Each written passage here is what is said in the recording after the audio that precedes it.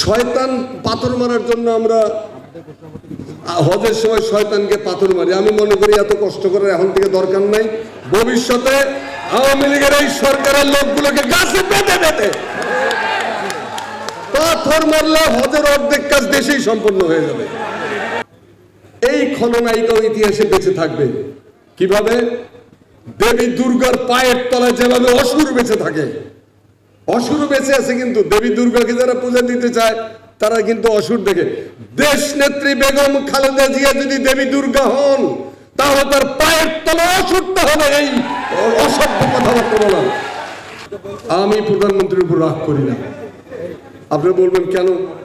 কারণ আমি মনে করি তিনি একটি ট্রমাটাইজড অবস্থায় আছেন। তার পরিবার, তিনি ভাগ্যক্রমে বেঁচে গিয়েছিলেন 15 আগস্টের রাত্রে। দেশে থাকলে তিনিও চলে যেতেন। সেই থেকে একটা অসুস্থ, ডাক্তারদের ভাষায় বলে যে হনন ইচ্ছা, মানে খুন করতে ইচ্ছা করে। যেহেতু তার নিজের স্বজন হারিয়ে গেছে অতএব সবাইকে খুন করতে ইচ্ছা করে।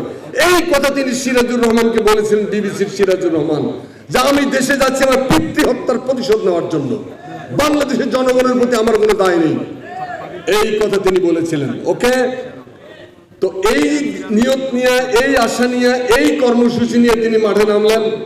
মাঠে নেমে একের পর এক, রেন্টুর বই আছে আমার ফাঁসি চাই, একটা করে লাশ পড়তেছে, তিনি গান গাচ্ছেন জিন্দেগি আর জিন্দেগি।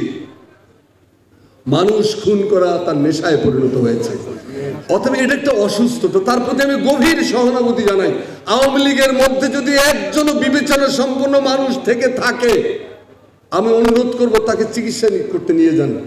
তিনি মানসিকভাবে অসুস্থ, তার গুরুতর চিকিৎসা দরকার, নইলে আরো ভয়াবহ অবস্থা হবে এই দেশের। একটা ডায়লগ দিয়া তিনি ইতিহাসের সবচেয়ে নোংরা স্থানে, ইতিহাসের সবচেয়ে জঘন্য ডাস্টবিনে নিজের স্থান তিনি নিশ্চিত করেছেন। ভিলেন, একটা ডায়লগ দিয়ে তিনি নিজেকে বাংলাদেশের রাজনীতির জন্য অযোগ্য প্রমাণিত করেছেন। তিনি ভিলেনের খাতায় নাম লিখিয়েছেন, তিনি খলনায়িকা, আমাদের রাজনীতির তিনি খলনায়িকা। আজকের এই মঞ্চ বাংলাদেশের সেরা মঞ্চ, এর চাইতে উন্নততর কোনো মঞ্চ বাংলাদেশে এই মুহূর্তে অন্তপক্ষে নাই। কথা ঠিক কিনা?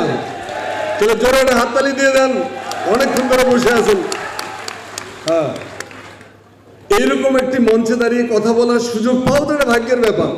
যাই, আমি কথা খুব সংক্ষিপ্ত করব। সুকান্ত ভট্টাচার্যের একটা কবিতাকে একটু অন্যরকম করে আমি বলছি। জননীকে তোরা বন্দি করেছিস, ভেঙেছিস ঘর বাড়ি, সে কথা কি আমরা জীবনে মরণে কখনো ভুলিতে পারি? আদিম হিংস্র মানবিকতার যদি আমরা কেউ হই, স্বজন হারানো শ্মশানে তোদের চিতা আমরা তুলবই। তারপর ইহাদের শৃঙ্খলগত মাংসপিণ্ডে পদাঘাত হানি, নিয়ে যাব জাহান্নামের দ্বার প্রান্তে টানি। অসম্ভব রকম শিষ্টাচার বর্জিত, ভদ্রতা, নম্রতা, নীতি, নৈতিকতা, মমতা শূন্য একটা জঘন্য কুৎসিত ইতর সময় আমরা বাস করছি। প্রধানমন্ত্রী যে বক্তব্য লন্ডনে দিয়েছেন সেটা শুনে স্তম্ভিত হয়েছে। এটা কোনো মানুষের ভাষা হতে পারে? নারীর জঠরে জন্ম কি তোর নয়? কোন মায়ের গর্ভে জন্ম ধারণ করা কোন সন্তান এই ভাষায় কথা বলতে পারে? এইরকম নির্মম, নিষ্ঠুর, হালাকুকা চেঙ্গিস খান, হিটলারও তো এরকম ভাষায় কথা বলে নাই।